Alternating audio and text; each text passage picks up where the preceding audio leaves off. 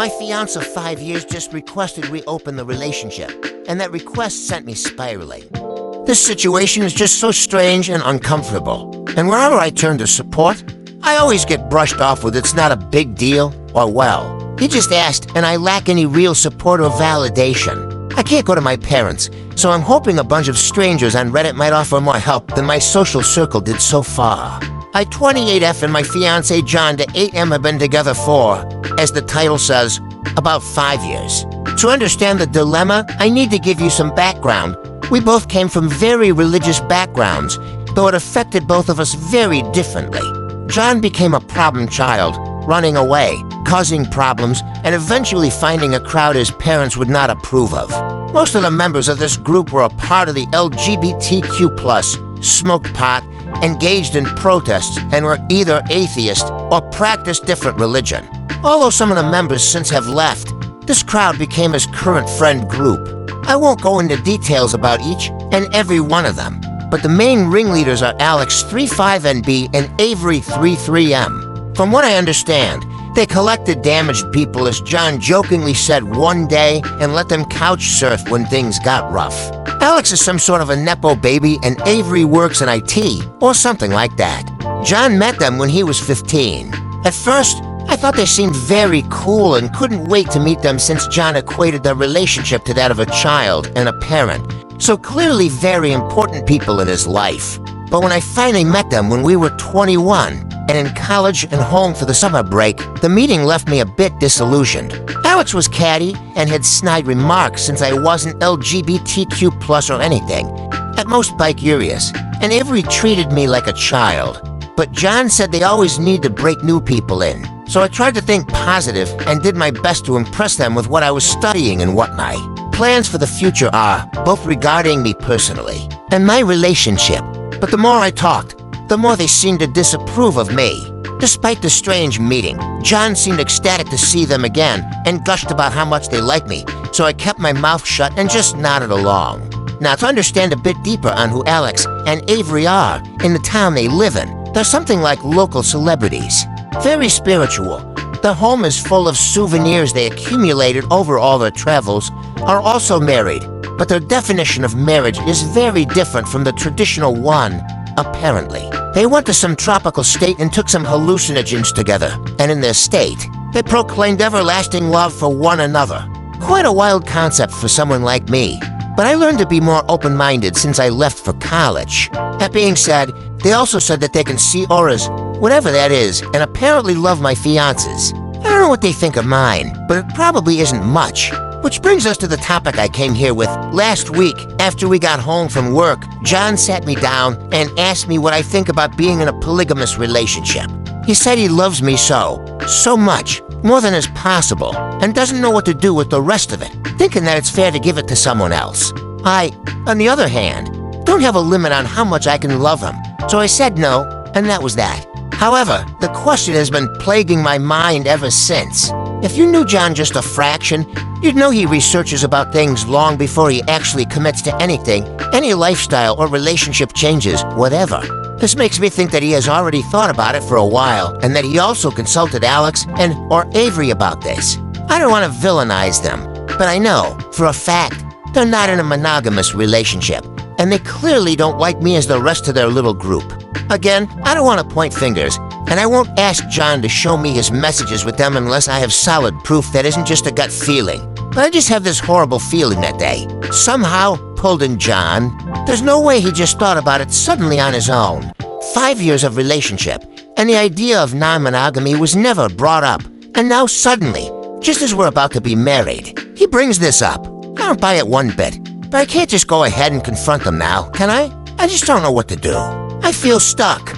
At home, I pretend everything is fine since my group of close friends told me that I'm just overthinking, and I believed it for a while. But whenever I look at John, all I can think of is, he thinks there's a cap on how much he can love me, and he wants to love someone else. I want to deal with this, but I don't know how. If I bring it up with John, he'll just brush it off as well, or he'll think I'm cheating or don't trust his friends. I worked hard to get their approval, and I know for a fact John shares everything with them. He wouldn't keep this for himself. I just hope that someone here can give me pointers on how to proceed. Thanks. Relevant commence degenerate titilic, or if you don't swing that way, then end it. It'll only get worse once you're married. This is not something you can compromise on. He wants to fuck other people while you do not. Oop, God, the idea of ending our relationship is so scary. I feel like I built my entire life since leaving for college around him. And if we separate, I worried I'm going to fall apart. But I understand where you're coming from. I need more time to process the reality of it all, so why God, why nine for don't let them brainwash you. There are plenty of cases where people are pulled into someone else's lifestyle and then randomly dropped. It will leave you wondering who you even are. I've been there and it ruined me. What happens if you drink the Kool-Aid and they reject you later? It's hard to come back from that. And I'm not saying this is a matter based solely on sexual preference either. New Age mumbo-jumbo or auras mixed with radical changes in sexual interest can really fuck a person up. A lot of people like this function almost like a give mind or the popular clique in high school. If you already feel like you're being pushed away from the group and now he's making this request, it's a bad sign. Also, the idea of him having so much love that it's unfair to only give it to you is a horrible cop-out and a very common excuse people use when trying to convince they're so to try poly or open. It's often used to guilt people. It's almost like he's suggesting that you are greedy for wanting to keep your relationship personal and exclusive. I just say be careful. I don't want you to end up hurt like I was. Dedicating yourself to one person while their character and lifestyle is completely changing can end up with you getting hurt bad. If he's sincerely changing in this way, I'd be worried about how much you invest in him. I only say this because I was fully invested in my ex, as she started hanging out with a group of college friends more frequently towards the end. One day we got into a small argument over parking, and it ended with her saying she wasn't certain what sex she was attracted to anymore and wasn't sure if she was even female anymore, and that we had to end things. Now, I would have been fine with helping them figure themselves out, but for her, it kind of just became her excuse to break up with me. I think it was more about her than wanting to have fun and was influenced by her group of friends all being single or experimenting who all came out around the same time. I think she saw them having fun and felt FOMO TBH. So to her, she was getting her chance to catch up on fun she may have missed out on being in a relationship. To me, it was losing a piece of myself that I invested years of love into. Oop, I'm really sorry you had to go through that. I really hope John isn't using this as a maneuvering tactic to get out of the relationship or a chance to catch up. It doesn't sound like him, but I'll keep this in mind. Up to thank you so much for all the nice replies and genuine advice you've offered. Not to sound cliche, but I didn't expect over 100 comments and some nice demiz. I'm sorry I didn't respond much. The whole situation was kind of emotionally draining. I figured I'd update when something major happens, and I think this is it. But before I get ahead of myself, let me fill in some blanks in my story. Me and John came from similar backgrounds, but my family was a bit less strict, allowing me to go to college since I had great grades. The plan for me was to move back after getting a degree, finding a job, a husband, and living the traditional life, which obviously didn't happen because I met John, who literally changed the trajectory of my life. After a year, I switched from my first major to one I like more, and it's been a while since I contacted my parents. They didn't approve, of course, but with John's help, I didn't give in to their demands to come back. Now they know I'm getting married and are invited, but the last time we spoke was about 2 months ago.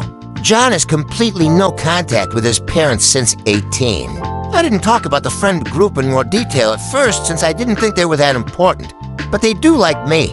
At first, they were obviously a bit unsure since to them. I was a cishet white passing woman, but they warm up to me and I'm proud to call them my friends. The only people who didn't fully accept me are Avery and Alex, and since me and John got together officially, they tend to call me the wife in this strange, almost derogatory manner. It's not an important detail, but it gets on my nerves. Lastly, John is aware that opening up the relationship would lead to me being intimate, physically or emotionally, with other people, but he said it's a great chance for me to explore my bi-side. Though I haven't expressed the desire to really be with a woman in a committed relationship of that magnitude. I know what happened. I shot a message to John 2 days ago that we need to talk. He works from home. I don't. So as soon as I got home, we sat down to have an in-depth conversation about his proposal. I think he knew what it's going to be about, and I had the feeling he seemed almost guilty. But I ignored that and basically word vomited everything that's been on my mind.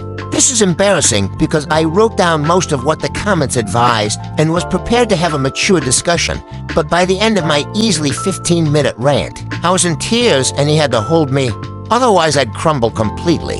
The gist of what I said is that I'm hurt that he wants to fuck other people and that he doesn't care that I'd fuck other people too. That he believes there's a limit to how much he can love me and that I can't see where this all came from. That he just sprung this on me out of nowhere just a few months before we're to be wed. We tried to have a mature discussion, yes, but by the end, he was frustrated. He did apologize for making me feel less than, but said that my outlook on an open relationship is selfish. What it all boiled down to was that he feels he didn't have enough time to find himself before he committed to me, which is bullshit because he didn't show any signs of wanting more than I could offer. We were very happy throughout the 5 years. I really believed I met my soulmate. I realized that since we were engaged, he seemed to talk more to his friend group, and by extension to Avery and Alex. Again, I don't want to paint them as these cartoonish villains. They're really interesting and all, but now I want nothing more than to scratch those self-absorbed, smug smiles off their faces. In the end, I demanded to see his phone, and he was shocked. We had a rule that we can see each other's phones, but we don't share passwords or anything since a relationship is built on trust. And neither wanted to be a prison guard in the relationship. Nevertheless, he unlocked and handed over his phone, and I searched his messages, even deleted ones, and found nothing out of the ordinary. Then I checked the call log, and guess fucking what? Hours-long calls to and from either Avery or Alex. I was fuming, and asked him what the hell does he need to discuss with them this long. And mind you, these dated months back. John eventually caved in and admitted it was them who brought up the idea of open relationship. But they also talked about everything else since they're super role models. John admitted that he started getting cold feet a while ago and needed a safe place to discuss this. I guess his wife-to-be, am not safe. Please make it make sense. Why even marry me then? He promised we'd go to a couples counselor and fix all of this. His issues with marriage, the open relationship thing, the whole 9 yards. And then he'd book an emergency session with his therapist. That he loves me and wants nothing but to be with me. It was late, so we went to bed. Despite how messy this all sounds, I was a bit more reassured by this. I genuinely love him, even if my post doesn't reflect that very well.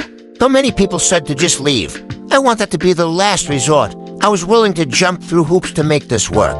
But guess who's the idiot? This morning, I woke up to an empty apartment and a message on my phone from John saying that he needs a few days to think this all over and needs space. He didn't say where he was going or when he'd come back. I called and messaged everyone I know, but no one can tell me where John is. I told him that he either comes back home in 24 hours or this is over. As you can imagine, I'm a wreck. I took the rest of the week off in between crying sessions and staring blankly into the wall. I obsessively checked my messages in hopes of someone telling me where John is. To be honest, if he's willing to put me through this, I'm not sure I want to be with him. How can you do this to someone you love? Small update, thanks. I'm doing betterish. I just didn't really feel like updating since we're in sort of a limbo. He came back the following morning, and since then, it's like we're both roommates that do their best to stay out of each other's way, but go to sleep in the same bed. It's weird. After my post, I got Alice's number from one of the friends I'm the closest with. I called them like 15 times, all voicemails, until they picked up on the 15th call. I told them to hand the phone over to John, and they had the nerve to say he wasn't there. So I did a little bluff and said friend's name already told me he's there. It worked. I so wanted him to be anywhere else but at their ugly-ass house with knickknacks lining the shelf. But once again, I'm the idiot for believing otherwise.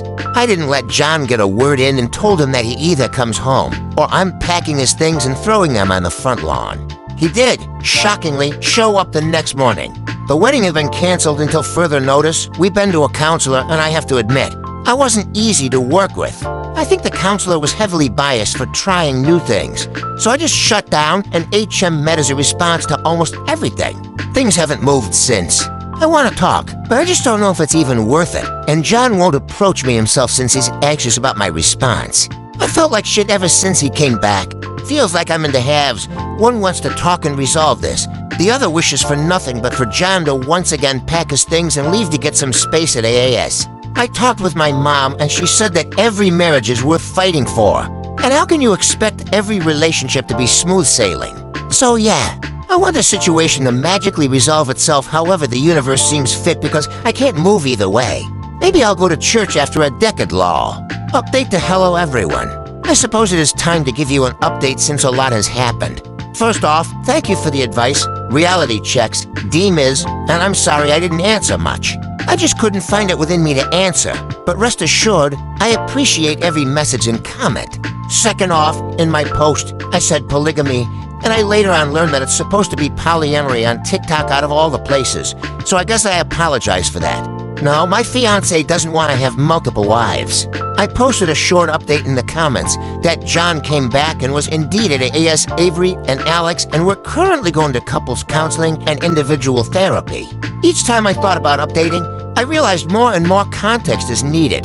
Since my fiancé found my post again on TikTok and I got the green light, the reason why he used to feel unfulfilled is because he's trans and feels like he didn't get much experience in before committing to me.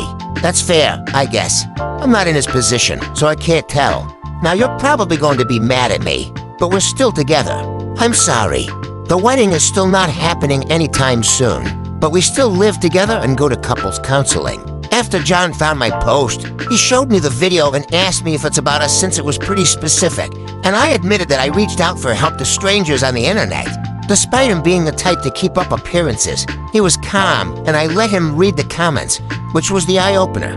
I'm still mad a bunch of strangers got through to him better than I did, but at least someone got through to him. I'll admit, out of the two of us, he's more passionate than me, at least outwardly. He broke down and begged me not to leave him despite almost every comment telling me to do so, and even though I had 1 foot out of the door, I agreed to continue counseling and therapy and see where that gets us.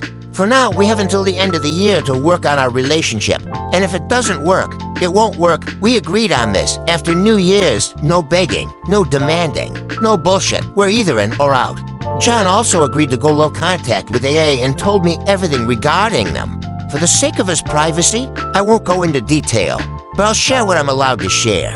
He said that when he met them, AA were very warm and welcoming towards him in a way no one ever was, which hooked him. Like I said, his Christian home was not welcoming towards him, even before he came out. He never lived with AA more than a few days at a time, even though they told him John is always welcome, even forever. They were like those cool parents who turn a blind eye to their kids smoking the green and stuff, and he admitted he let himself be buttered up. Then, about 10 years ago, he had sex with both of them.